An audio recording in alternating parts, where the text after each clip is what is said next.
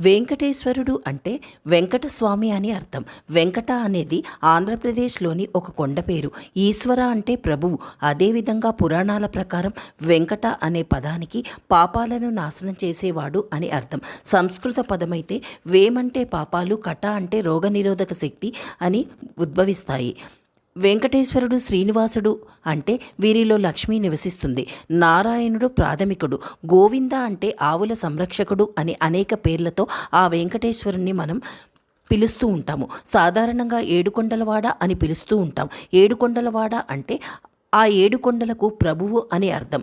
వెంకటేశ్వరుడు అంటే ఆ వైకుంఠేశ్వరుడు లేదా వైకుంఠ దేవుడు అని స్పష్టం చేస్తుంది.